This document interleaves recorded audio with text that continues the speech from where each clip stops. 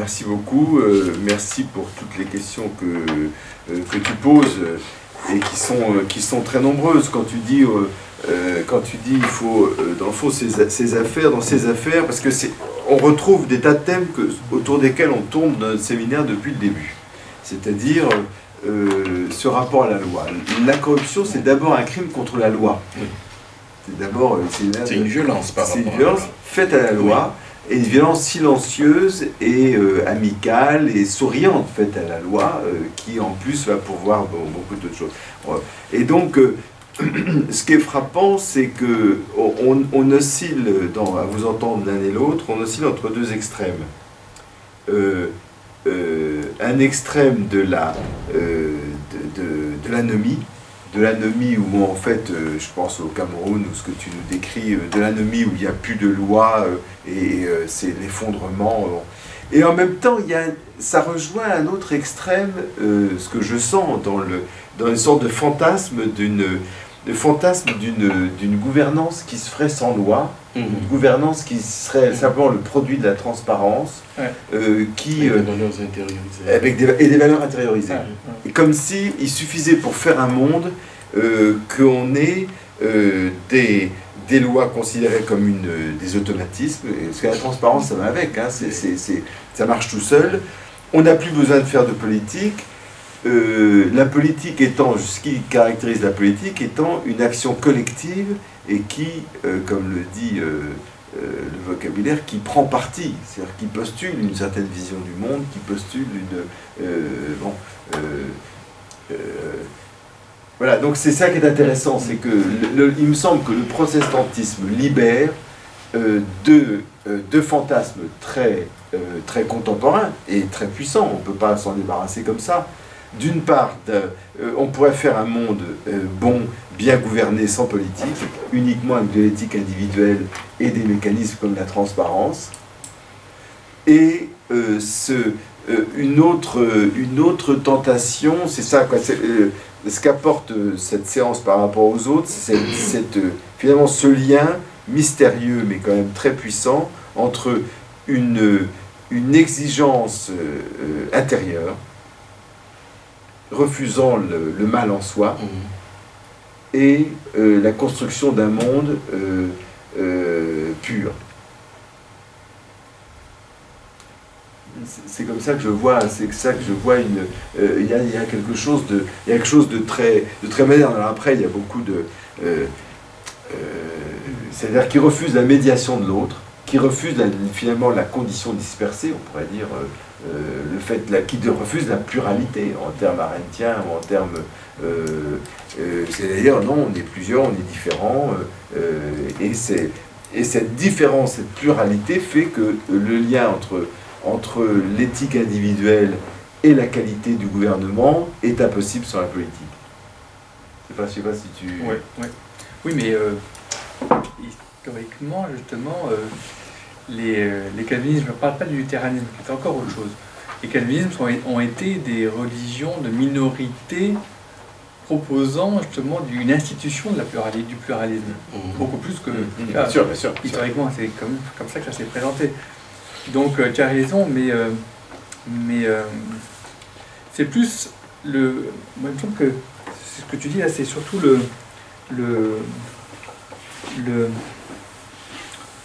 ouais, c'est l'éthique radicale. C'est le côté radical du puritanisme moral, dans lequel, de toute manière, voilà, j'ai plus besoin. C'est quand même la tentation, justement, antinomianiste, mais en tant qu'elle touche...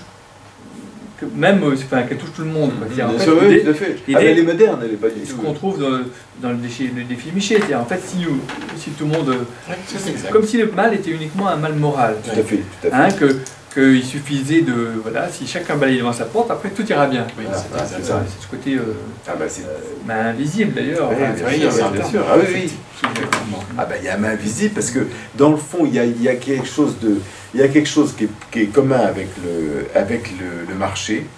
C'est une sorte d'idéologie économiciste, c'est que le marché, c'est si les règles fonctionnent bien, on n'a plus besoin d'éthique individuelle, le marché va produire ses vertus par lui-même, et là, il y a cette idée que c'est la morale intérieure qui va tenir lieu de... Je voudrais, pour ne pas laisser tout avec une image désespérée, parce que c'est vraiment très complexe. Je dois dire ça pour que ce soit nuancé. C'est deux cas. L'un qui confirme cette situation de corruption généralisée. Là, on est avec cet événement du décès de Mandela. Pendant les périodes difficiles de l'apartheid, vers la fin des années 80, l'un des dirigeants religieux de ce mouvement anti-apartheid était un calviniste, Allen Bosak, qui était très proche des milieux de l'ANC, qui avait eu aussi qui avait servi d'intermédiaire pour l'arrivée de subventions. Et ce n'était pas très clair. Allen Bosak a été président de l'Alliance réformée mondiale. C'était à l'époque une sorte de l'ONU de toutes les églises de tradition calviniste dans le monde. L'ONU des calvinistes. Oui, juste pour dire comme ça. C'est rien.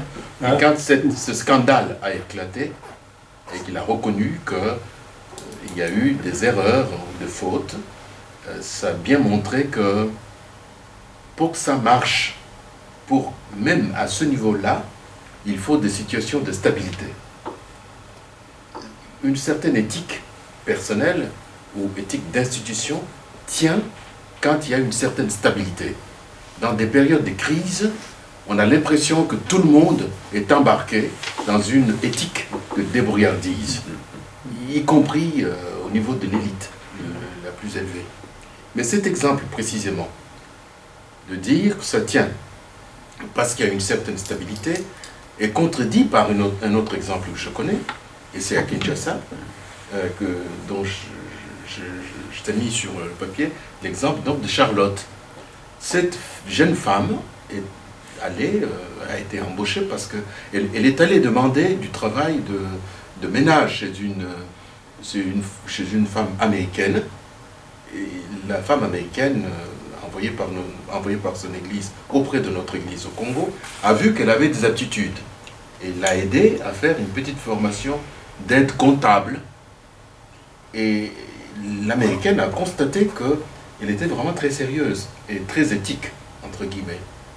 Quand l'américaine a dû partir aux USA, elle n'a pas laissé la charge de la comptabilité de son affaire et donc de liaison entre nos églises et l'église presbytérienne américaine, entre quelqu'un de très formé et de très légitime. Elle a laissé cette charge à cette fille. Il est encore aujourd'hui, à cause de sa probité, à cause de son intégrité, la personne incontournable pour l'argent des Américains qui vient près des églises presbytériennes au Congo. Et nous-mêmes, quand nous sommes partis au Congo, on a dû avoir affaire avec Charlotte pour avoir nos frais nos perdièmes. Mais c'était organisé autour de Charlotte. Elle est incontournable. Parce que quand on lui remet de l'argent, c'est cet argent-là qui est gardé de manière très, très puritaine, si je puis dire. Elle est vraiment... Voilà. Et pourtant, c'est à Kinshasa.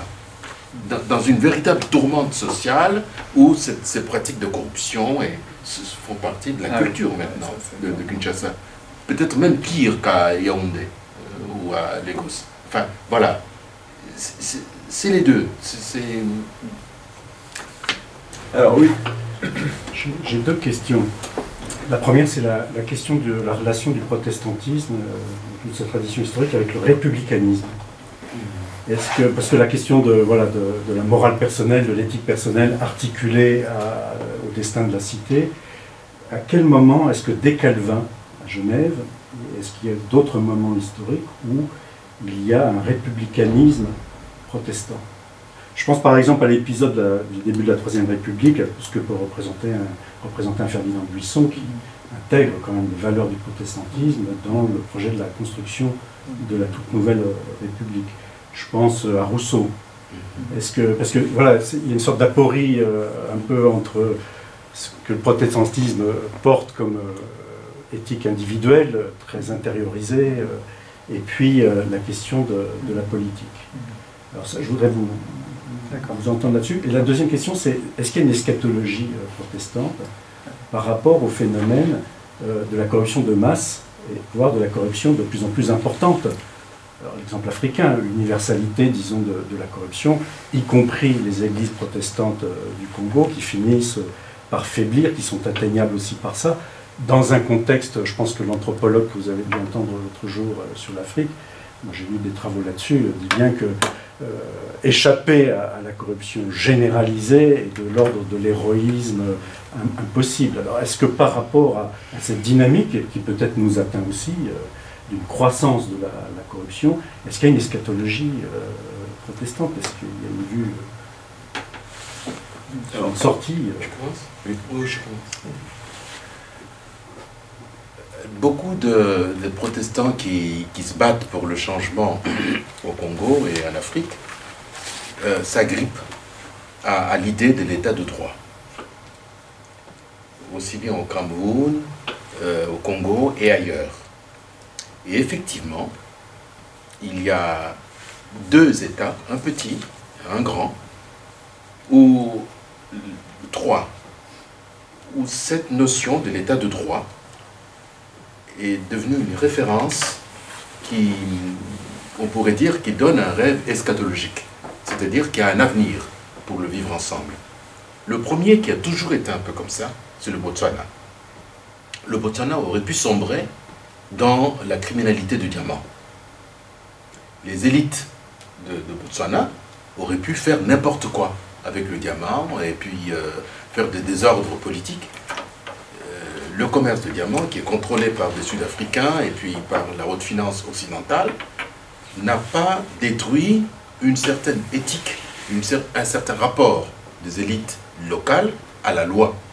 Ça, c'est quelque chose qui est fort en Afrique australe et qui est un exemple pour l'ensemble de la région et pour le reste de l'Afrique.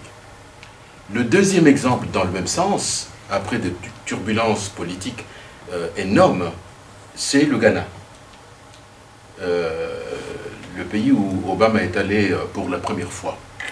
Et c'est toujours autour de la loi qui est la loi pour tout le monde.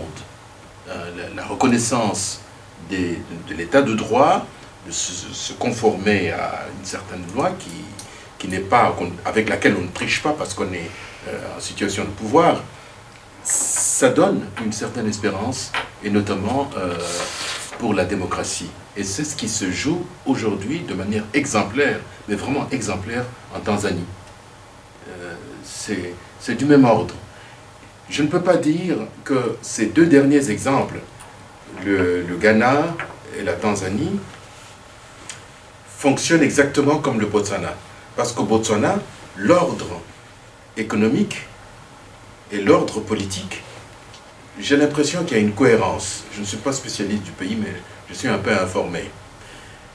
Au Ghana, comme en Tanzanie, l'ordre et l'intégrité politique, en tout cas le respect de la règle du jeu, le respect de la Constitution, de la loi fondamentale, et la manière ou les manières de faire les choses ne sont pas tout de suite corrélées au niveau de l'économie. Parce qu'il y a une fraction importante de l'économie de ce pays qui est encore dans la débrouillardise économique. Mais je crois que ça va se corréler. Il va y avoir quelque chose un peu comme ce qui se passe au Botswana. Voilà, je dirais en termes d'eschatologie, d'espérance, d'une certaine stabilité, d'une certaine maîtrise de la violence que génère toute société humaine, ces trois pays, notamment le Botswana, sont un exemple. Et au Botswana, je ne peux pas dire que c'est lié au protestantisme. Il y a un protestantisme... je ne crois pas que ces élites fonctionnent comme ça parce qu'elles sont protestantes. Mais c'est indirect. Il y a une influence anglaise aussi. Oui, Ces exactement. trois pays colonisés par C'est exact. et la common law, le rapport à la common law, On peut dire ça me semble très important. C'est très On peut dire important. ça. Et malheureusement, nous qui sommes une culture anti-juridique, quoi, et qui est une culture politique, et dans le fond, on voit que au point de vue de la colonisation, Les ça se ressent, Africains hein. anglophones disent ça, lancent ça comme insulte aux Africains, enfin comme interpellation aux Africains francophones en leur disant voilà ce que vous faites de vos pays parce que vous êtes trop dans le discours et puis vos actes ne suivent pas ce que vous dites. Nous essayons de faire ce que nous pouvons et puis nous ne sommes pas dans la rhétorique comme vous. Souvent ils me disent ça. Moi, je ne suis pas sûr d'avoir compris la question de la même manière. Non, c'est deux questions différentes. Oui. Non, mais la question sur la République. Oui, alors la question de la République, mais je dirais sur l'eschatologie, il y a deux protestantismes vraiment très différents. Calvin, et donc quand même toutes les traditions réformées, mais en ce sens-là, je crois qu'elle est proche de la tradition luthérienne et de la tradition même alors, anglicane, qui est théologiquement calviniste. C'est quelqu'un qui a commenté tous les textes bibliques sauf l'Apocalypse. C'est très important parce qu'il est contemporain de Nostradamus, il est contemporain de beaucoup de prophètes de fin du monde, etc. Et ça veut dire que le message est très clair, ça veut dire la fin du monde, c'est pas notre affaire. Nous, on redescend des grandes paniques vers notre monde de tous les jours et on se met au travail, on retourne les manches, on se met au travail. On est dans un monde, on se réinstalle dans le monde durablement. Et il écrit une institution de la religion chrétienne. Là, il y a un petit rapport avec la première question. Et je pense qu'il ne faut pas non plus penser que il y a justement, c'est pour ça que je voulais montrer la différence de Calvin avec Machiavel, pour montrer que Calvin, quelque part, bifurque par rapport à l'augutinisme politique, et il y a une conception très très positive de l'institution. Et le problème n'est pas uniquement un problème de morale individuelle, il y a la morale individuelle, elle est très importante, mais elle ne suffit pas, après elle se donne dans des pactes, et donc c'est pas une institution à la Legendre, c'est pas une institution disons, sacralisée, de la transmission. C'est une institution on va dire horizontale du pacte, mais c'est très prenant. C'est pas le petit contrat résiliable. Le pacte, c'est quand même du très très costaud chez Calvin. C'est l'alliance, c'est quand même l'idée biblique d'alliance et de nouvelle alliance. Donc c'est du quand même très durable. Hein, c'est quand même du très solide. Il y a une autorisation théologique du concept qui est très très forte par derrière. Donc ça c'était par rapport à l'aspect républicain. Je pense que quand on pense politique dans cette tradition-là, il faut penser alliance et nouvelle alliance. Donc on peut rompre l'alliance, mais l'alliance, c'est du costaud, c'est quand même le pacte. Voilà, c'est ça. Et je pense qu'il y a quand même toute une polémique contre les théories du pacte et du contrat, et contre le nominalisme des théories du pacte et du contrat, qu'on trouve chez Michel Villet, qui est très juste, parce qu'elle pointe quelque chose qui existe, mais qui est quand même un dévoiement de ces théologies de l'alliance qui sont elles d'une très très très grande solidité et d'une très grande force politique quand même, qui sont un peu... Alors je reviens sur les deux protestantismes. Il y a donc un protestantisme du retour au monde ordinaire. C'est quand même le protestantisme, c'est quand même le moment où l'Église redescend de son monastère, de son Mont Saint-Michel, elle redescend dans la plaine, si je peux dire. Il y a un côté comme ça quand même. Tous prêtres, on ferme les monastères, etc. On revient dans le monde de tout le monde. Bon. Donc il y a un rapport au monde très positif. J'ai eu un petit débat avec pas inachevé avec Michael Fessel sur ce sujet. À mon avis, c'est quelque chose qui n'a pas tout à fait... La colère contre le monde dans voilà. son bouquin. Ah oui, il est très comment dirais-je, un protestantisme détaché, amer, en colère contre un monde qui ne lui dit plus rien. Voilà, ça, il n'a pas du tout vu. Oui, ça, c'est quelque chose qui, à mon avis, est très important. Mais en revanche, et c'est vrai, il y a toute une tradition eschatologique, apocalyptique, etc., qui aujourd'hui est très très très très forte, et à mon avis, qui touche d'ailleurs toutes les religions, qui touche l'islam, qui touche, etc., mais qui touche très particulièrement le protestantisme, et tout ce protestantisme américain ultra-conservateur, etc., mais même chez nous, d'une certaine manière, des figures à la Jacques Ellul, etc., c'est quand même des figures extrêmement pessimistes. Le monde, il est corrompu, alors on attend une sorte de Dieu le grand débarquement des armées célestes, on va dire. Nous sommes des petits résistants, et nous, on est prêt à faire dérailler le train, mais en fait, on attend le débarquement, on attend voilà. Mais ça c'est très eschatologique. Dogmatique. Du point de vue dogmatique, donc c'est pas calviniste. C'est aussi c'est une voilà, ça peut être du calvinisme, mais ce n'est pas Calvin. C'est un calvinisme nouveau du XXe siècle. À mon avis, voilà, là encore, le calvinisme c'est peu à peu énormément éloigné et en fait, bon... Et Luther par rapport à ça. Je voudrais juste dire un mot sur la question de la désacralisation de l'espérance. Effectivement, le protestantisme a désacralisé l'espérance, à la fois théologiquement, mais aussi politiquement. Politiquement et stratégiquement, parce qu'ils avaient sur leur gauche les illuminés. Et toute la peur de protestantisme officiel, qu'on appelle magistériel, était la révolte des paysans. La guerre de paysans, mais aussi ce que Calvin, tu le sais mieux que moi, appelle, en mettant dans le même sac, les anabaptistes. Ce n'était pas nécessairement des anabaptistes. C'était cette espèce de peur de ceux qui avaient une certaine conscience d'une société de l'utopie, qui espérait autre chose que cette société-là. Une société directement gouvernée par Dieu, par exemple. Oui. N'empêche que, c'est ça que je voulais compléter, le plus grand théologien de l'espérance de notre temps est quelqu'un qui est issu de la tradition réformée, calviniste, c'est Jürgen Moltmann. Et les premières pages de la théologie de l'espérance, c'est un commentaire de l'Épître aux Hébreux, je crois que par Calvin d'ailleurs, qu'il sollicite, et il a déplié toute la théologie de l'espérance, bien sûr à partir de l'armature théorique de Bloch, Ernest Bloch, mais on sent derrière une valorisation de l'espérance qui épouse quand même un certain héritage réformé. C'est juste ça que je voulais dire. Anne-Noël. Oui, j'avais plusieurs commentaires, questions. Je commence par la fin, donc sur cette histoire d'eschatologie protestante et pour parler des États-Unis. J'allais dire, là on a vraiment un exemple, les États-Unis sont réellement obsédés par la fin du monde, c'est un truc qui revient sans cesse, donc effectivement, vous dites calvinisme du XXe siècle, je vois dans toute cette littérature fondamentaliste, un peu paranoïaque, de Left Behind Series, donc on est tout le temps dans des visions de fin du monde, et le cinéma qui n'arrête pas de redessiner un nouvel Armageddon. Mais est-ce que c'est vraiment quelque chose du XXe siècle? Parce que, alors je pense à des figures comme Jonathan Edwards avec ses grandes prédications, les pêcheurs dans les mains du Dieu en colère, c'était quand même aussi des évocations de la fin du monde arrive, il faut se ressaisir. Et tous les grands réveils au XIXe siècle, pareil, il me semble, jouent avec ces idées, et c'est de là que naissent par exemple le mormonisme, qui lui-même est complètement obsédé de la fin du monde. Enfin, les mormons n'arrêtent pas de se préparer à la fin du monde.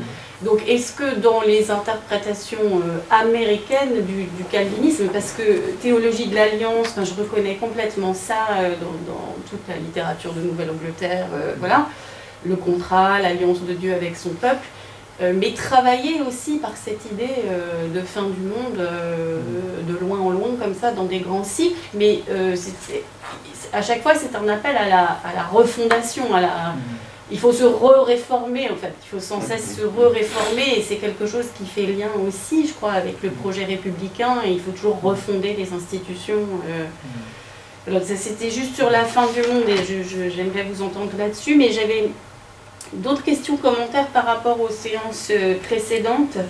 J'ai été très frappée des échos, en fait, avec ce qu'on nous a dit de Montesquieu et de Machiavel, malgré tout, avec deux idées très fortes pour moi. D'abord, le danger, c'est dans la confusion des ordres. Il y a plusieurs sphères qui peuvent coexister, mais si l'une vient absorber les autres, ou si elles viennent à se mélanger, alors c'est là qu'on est dans la corruption. Et la deuxième idée forte qui me semble être que chaque système politique, en l'occurrence chez Montesquieu, mais porte en lui les germes de sa propre forme de corruption. Et du coup, je repense à ce radicalisme puritain et à des exemples encore américains, là, de Nouvelle-Angleterre, de communautés qui deviennent de véritables tyrannies, où on exerce une tyrannie de la vertu. Et je reviens toujours à ma lettre écarlate là, de Hawthorne, donc j'espère que vous avez tous lu la lettre écarlate, sinon ça me paraît vraiment indispensable de la lire. J'ai convaincu Antoine, mais j'étais d'accord que ça doit se lire. Non mais donc on a une communauté de puritains de Nouvelle-Angleterre qui sont tous vertueux, sauf une femme adultère, jugée par ses pairs et ses égaux et condamnée à porter un A rouge, le A de l'adultère. Donc c'est vraiment la transparence, c'est son intériorité qu'elle doit afficher désormais sous ses vêtements, sur tous ses vêtements. C'est son seul châtiment. Elle n'est pas punie, elle n'est pas emprisonnée, elle n'est pas exécutée, mais elle doit porter le A rouge de l'adultère. Donc c'est une forme de stigmate et d'exclusion. Et dans cette communauté protestante idéale, ben on voit que évidemment le système qui cherche à faire abstraction des lois et où les choses s'imposent d'elles-mêmes n'est pas du tout idéal. Et il y a en l'occurrence un personnage qui est tout à fait corrompu et corrupteur, mais qui n'est pas celui qui a commis les actes qui représentaient les transgressions à la loi puritaine. Donc on voit cette espèce de tentative du radicalisme et qui porte en lui les germes de sa corruption absolue et inévitable. Enfin, c'est une sorte de cauchemar. Et du coup, je voulais vous interroger sur la transparence comme cauchemar. Parce que voilà, donc on est dans cette lecture que la corruption, c'est le mal absolu, c'est lié à la pauvreté, c'est lié à la violence politique, et que le remède, c'est la transparence. Mais est-ce que... voilà, est-ce qu'il n'y a pas une inversion et que la transparence, là, comme dans la lettre écarlate, devient une nouvelle forme de tyrannie? Oui. C'est-à-dire, en fait, c'est très important. Et de tyrannie, excusez-moi, mais d'un conformisme. C'est-à-dire qu'il faut être absolument conforme. Et quand c'est justement une minorité de dissidents qui voulaient se mettre à l'abri des persécutions et qui produisent eux-mêmes cette tyrannie du conformisme. On a le péché de son salut, c'est ça qui est caractéristique. Emerson, qui justement se bat contre le conformisme, et c'est les États-Unis qui sont la société où le problème c'est le conformisme, justement. Mais oui, c'est ça, en fait, c'est ça qui est très intéressant. C'est pour ça que au début je commençais par des petites fables à la Italo Calvino, etc. En fait, on n'en sort jamais. On a besoin de cette correction perpétuelle parce qu'en même temps, il y a une sorte de balance terrible entre la transparence et l'opacité, parce qu'en même temps, la rhétorique j'allais dire, florentine, il faut de l'opaque, il faut, etc., parce que c'est des milices. C'est aussi une justification tellement facile justement de la corruption du pouvoir, enfin, donc là il y a une sorte de il y a une sorte de jeu de bascule entre transparence et opacité qui me semble extrêmement dangereuse. Moi je me rappelle une fois, on m'avait, pour une amie, c'était Guillaume Durand, il y a longtemps, il y a 30 ans, on m'avait invité à une émission sur Au secours, la morale revient. Alors, le professeur, à l'époque, j'étais prof de morale. Je suis toujours à la faculté protestante, en plus j'en étais le doyen, pour avoir 28 ans. Et donc il m'avait assis entre deux colgov. Et en fait, en gros, il fallait que je tienne le discours de la morale protestante, donc la morale puritaine. Et moi, je suis arrivé, on a la parole, je dis, mais écoutez, on est quand même en France, et chez nous, quand même, c'est la culture de Brassens, c'est pas ni l'angélisme, ni l'espèce de montée aux extrêmes d'un côté le porno et de l'autre côté on est quand même dans une époque de montée aux extrêmes et qui manque d'une courtoisie dans laquelle il y a quand même quelque chose d'un peu plus intermédiaire, un peu plus... Brassens Piaf, c'est que ça. C'est extraordinaire. Le contenu politique de Brassens ou de Piaf, c'est l'ambiguïté. Cette putain qui est amère, ou qui pourrait l'être, de toute façon. Et on est tous macro, machin, etc. C'est extraordinaire comme... Et je crois qu'on avait vraiment ces idées dans Machiavel et Montesquieu aussi, c'est-à-dire qu'il faut la confrontation des logiques différentes pour qu'elles se contiennent mutuellement et qu'on ne tombe pas dans un excès ni d'un côté ni de l'autre. Et ce qui est intéressant, c'est que la référence universelle pour la corruption, ça s'appelle Transparency International.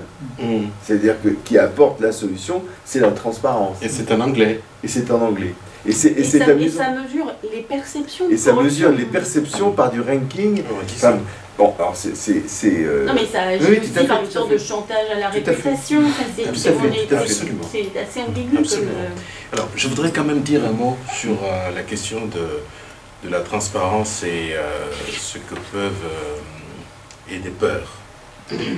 Alors, la peur brandit comme ça, comme une sorte d'étendard, pour que les gens se convertissent dans des situations de réveil, de grands réveils protestants. Il y a quelqu'un qui s'est écrit en France, c'est Denis Maud. Oui. Il y a une traversée dans la peur en Occident qui montre ce que le protestantisme, justement, une théologie qui désacralise en quelque sorte la peur, a elle-même instrumentalisé la peur, avec ce que vous venez de dire. Donc dans ce livre, on voit très bien, sur le plan strictement de l'histoire, on voit très bien. Mais ça se voit aussi dans la prédication protestante, qui veut être une sorte de paradigme.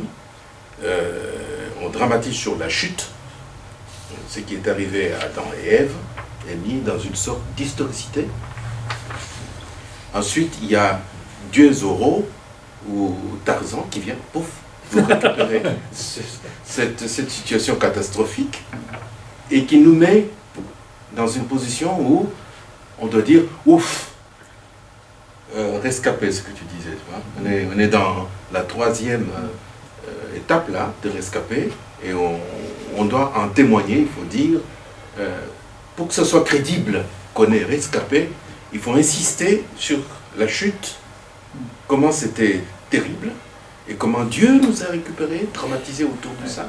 Donc c'est vraiment une narration qui est faite comme ça, et qui a formaté l'imaginaire protestant dans cette manière de raconter ce qui arrive à l'homme sauvé.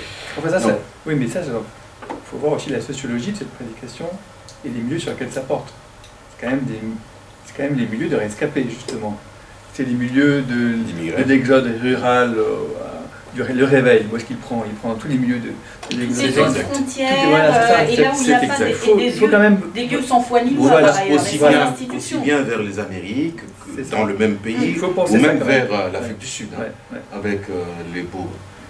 Alors, il y a quelque chose qu'il faudrait quand même honorer ici, et le dire d'une façon très précise, c'est le problème de la transparence, et là où l'homme ne peut pas, où l'institution ne peut pas intervenir. Autant dans l'ultra-protestantisme, ce que vous dites est vrai, parce que ça donne des gourous et des pratiques on va voir si c'est ça, on peut donc stigmatiser une personne en lui disant, voilà, on ne fait pas porter des A ou des choses, mais dans le discours interne, on sait qui est qui. Par contre, dans les protestantismes dits historiques, il y a une conviction très forte interne que un synode, ou encore moins un pasteur, puisse intervenir dans l'intimité de la relation d'une femme avec Dieu ou d'un homme avec Dieu. C'est pour ça qu'il n'y a pas le sacrement de pénitence. Parce c'est reconnu dans cette anthropologie qu'il y a quelque chose qui se passe entre un être humain et Dieu, sur lequel l'Église n'intervient pas. Et là, effectivement, c'est l'intimité, c'est quelque chose de très fort. On ne cherche pas d'en rendre compte en termes de transparence. La personne peut dire sa louange et sa reconnaissance pour ce qu'elle vit, mais ce n'est pas de l'ordre de ce que l'Église doit faire ou devrait accompagner. Je ne sais pas si tu vois ce que je veux dire. Dans la théologie libérale, par exemple, les protestants libéraux, l'une de distance que les protestants libéraux ont vis-à-vis des dogmes et des institutions, c'est justement cette question de l'intrusion de l'institution entre l'intime et Dieu. C'est-à-dire que la question qu'on peut se poser, c'est quel est l'antonyme de la transparence? Est-ce que c'est l'opacité ou est-ce que c'est le sacré? Parce que dans le fond, originellement, dans le mouvement protestant, c'est contre le sacré et pas contre l'opacité. C'est-à-dire que tout le mouvement des levelers, des diggers, etc., c'est contre, et ce qui restait de sacré... C'est des radicaux quand même. Oui, d'accord, mais même dans la Révolution anglaise, quand même, ce qui est dénoncé dans le même package, c'est à la fois les évêques et tout ce qui est les montages symboliques anglicans qui sont d'origine catholique, et la monarchie absolue. Ça va avec, et ça va partir avec d'ailleurs.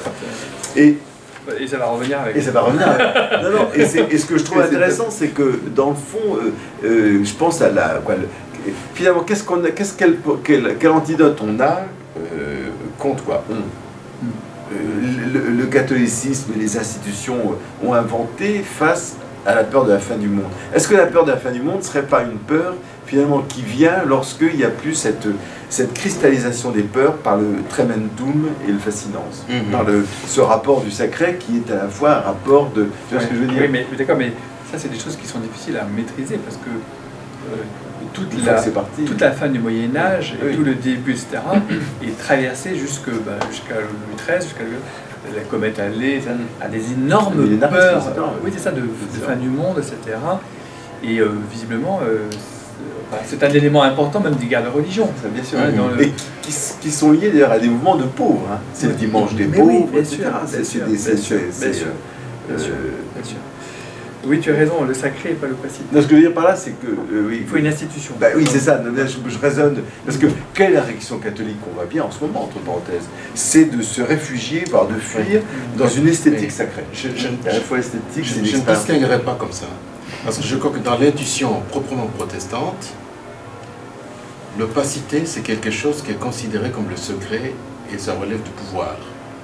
Et il y a une défiance vis-à-vis du pouvoir qui n'est pas le pouvoir de tous. Le pouvoir légitimé par tous. Donc, sacré s'oppose en régime protestant à la sainteté. Pas seulement au sacré comme tel. Et le sacré comme tel renvoie au pouvoir qui échappe, qui nous fait trembler, qui nous laisse dans notre... qui opprime. Alors, on va poser la question. Oui, pour rester dans le questionnement du jeu entre l'anthropologie individualisée et le politique, est-ce qu'il y a dans le protestantisme quelque chose qui se joue sur l'éducation, sur le fait que la sortie, disons, d'une corruption généralisée par le fait que le péché originel finalement l'emporte sur le salut en chacun, enfin, je ne sais pas, une sorte de drame qui se jouerait au niveau des individus, aurait une relation avec le drame collectif parce qu'il n'y a pas eu éducation. Je pense par exemple à la lecture de la Bible, à l'étude de la Bible, qui est une spécificité, en tout cas à partir du XVIe siècle, bien protestante, c'est quand même un combat protestant. Est-ce que ça, il y a une thématique par rapport aux questions de corruption de la société? Est-ce qu'il y a une thématique de l'éducation particulière? Oui. Dans la société coloniale, et c'est un exemple que j'ai vu dans l'histoire du protestantisme au Congo, au moyen Congo, donc Congo, ex-Congo français, quand un administrateur territorial, l'agent colonial, devait départir deux personnes qui prétendaient, l'une disait une chose, l'autre disait le contraire, on faisait venir un protestant. L'administrateur faisait venir un protestant en disant, lui dira la vérité, s'il a vu quelque chose. Et souvent, l'administration coloniale belge a fonctionné aussi de la même manière. Moi, j'ai vu ma mère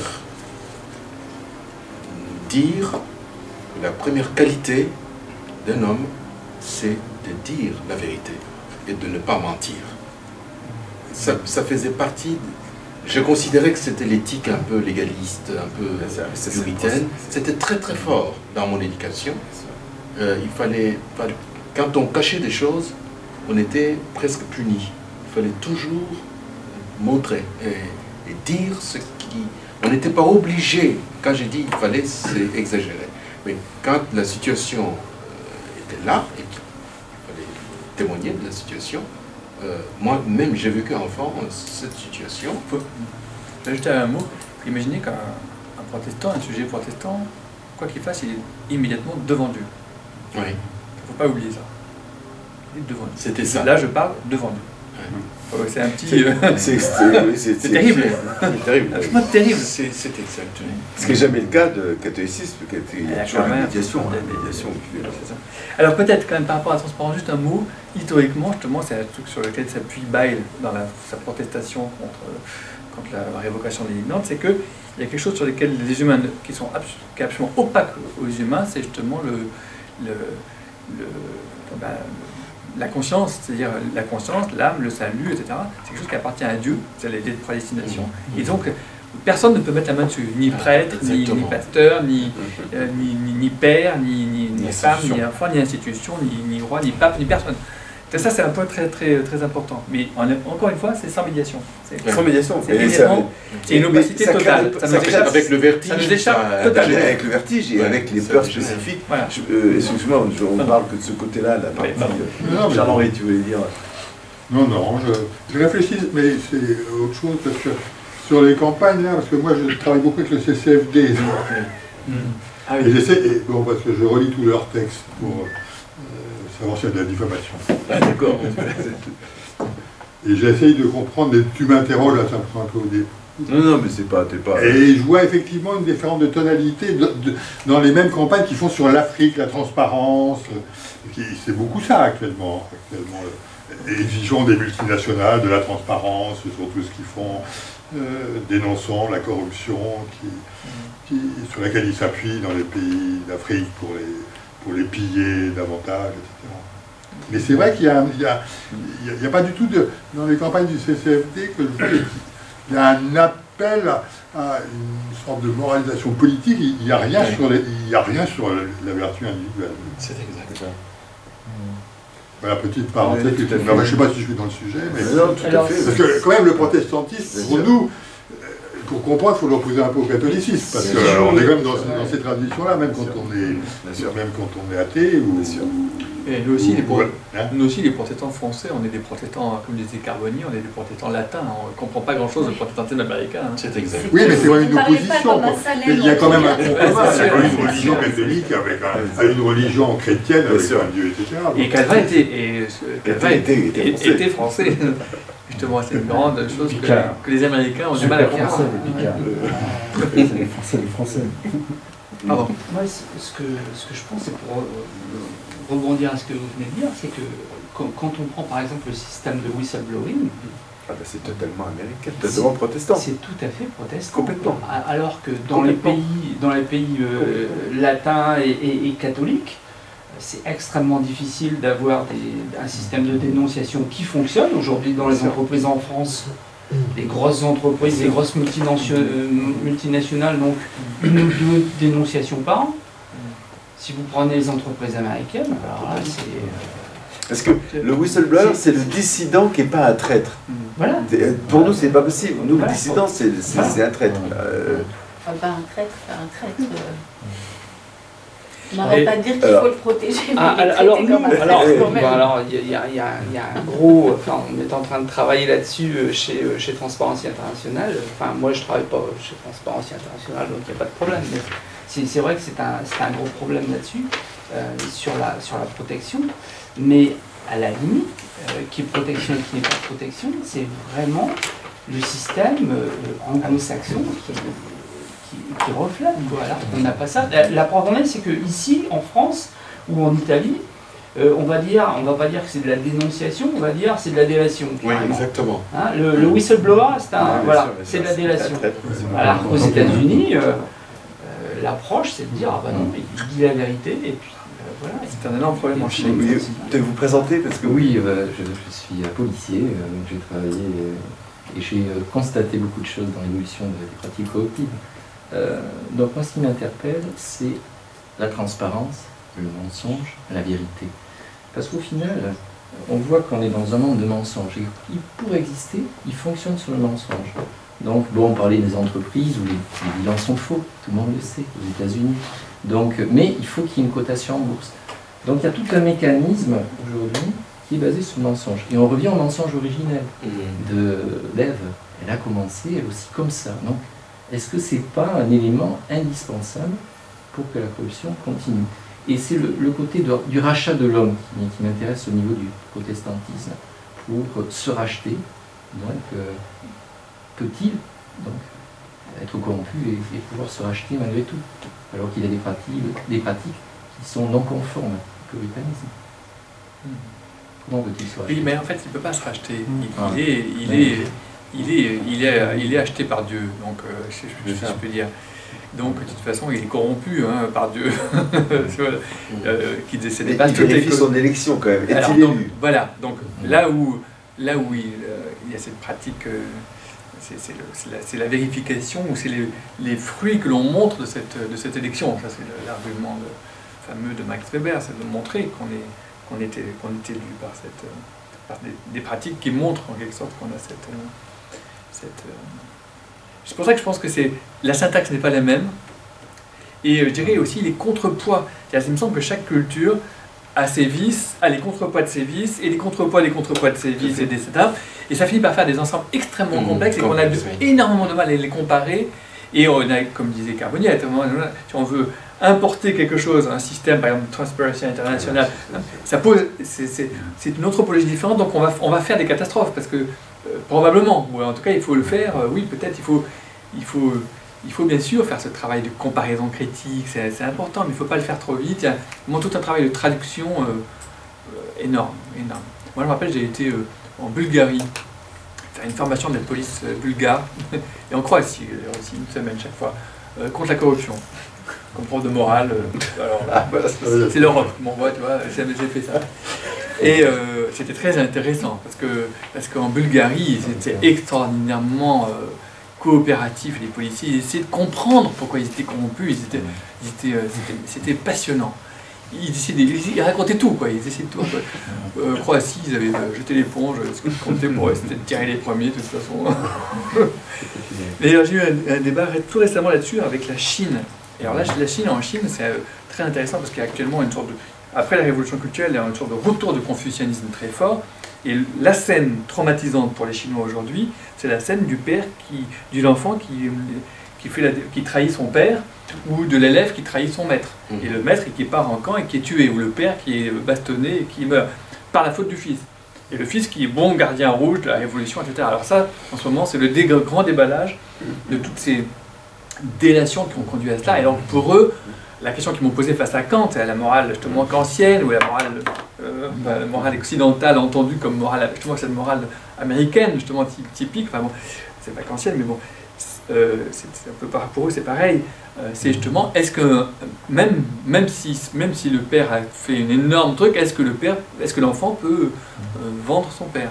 Pour eux c'est inimaginable. Pour moi c'est un truc... C'est quelque chose à voir avec la fin de vie. Hein. Ouais. Parce que les groupes gardes rouges arrivent en fin de vie et ils mettent sur leur blog,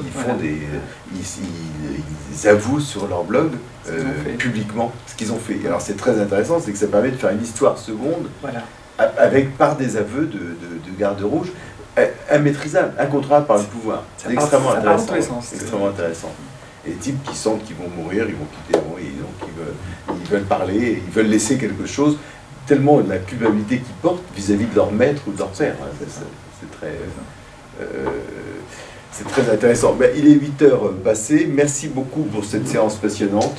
Vous êtes bien entendu, si vous voulez continuer à travailler sur ce thème de la corruption.